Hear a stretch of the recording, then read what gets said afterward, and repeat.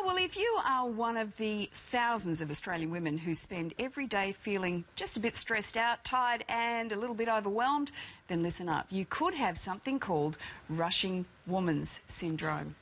My next guest has written a book about this phenomenon, Dr. Libby Weaver. Good morning to you. Good morning, Lisa. Now, I think I know what it is, but why don't you answer the question anyway? What is rushing woman's syndrome? Lisa, essentially not really that long ago, women were given the opportunity to do what had traditionally been their father's jobs while maintaining what had traditionally been their mother's responsibilities. And what's essentially ended up is that we've got this frantic double shift of women juggling work day and night, and it swings between comedy and chaos, I think. Yeah, we're trying to be all things to all people. What are the health-related issues that come with this syndrome? So what I noticed, especially in the last 5 years, is that I see more PMT than ever, more debilitating menopauses, more and more women being diagnosed with irritable bowel syndrome. So our sex hormones and digestive systems in particular can get way out of whack.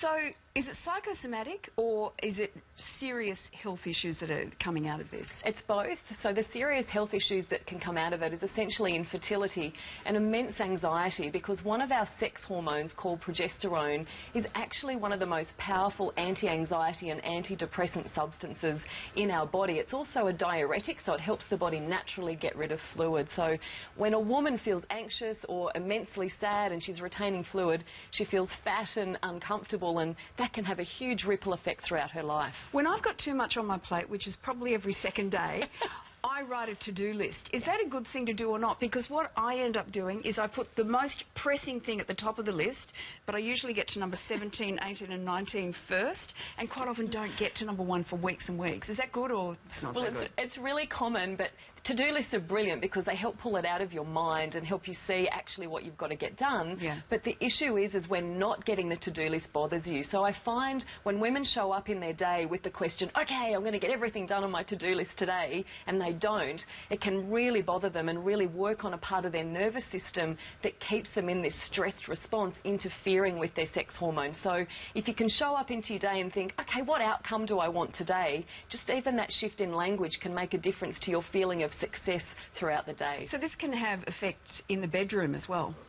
Hugely, and I hear about that every single day that I go to work, because especially when our sex hormones are not balanced, libido goes out the window and we can just feel completely overwhelmed, not to mention exhausted at the end of the day. Okay, well, you've got 3 main tips for overcoming rushing woman syndrome. One is schedule diaphragmatic breathing. Is that just good deep breathing going all the way down? It's actually moving your belly when you breathe. So when you inhale, your tummy sticks out, and then you exhale and your tummy shrinks back in. You move your diaphragm, and that communicates to your body that you're safe, and it's the quickest, most effective way to decrease our stress hormones. Okay, the next one is balance your sex hormones. Does that involve eating chocolate?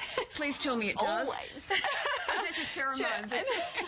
Chocolate actually contains huge amounts of antioxidants, and it can be a beautiful, nourishing food, especially dark chocolate. Huge, wonderful health benefits from it. So guilt is a really important thing to get rid of when it comes to food. So enjoy a small amount of dark chocolate every day and don't worry about it. Okay, and balance it out with eating more greens. That's nice and easy. We know how to do that one.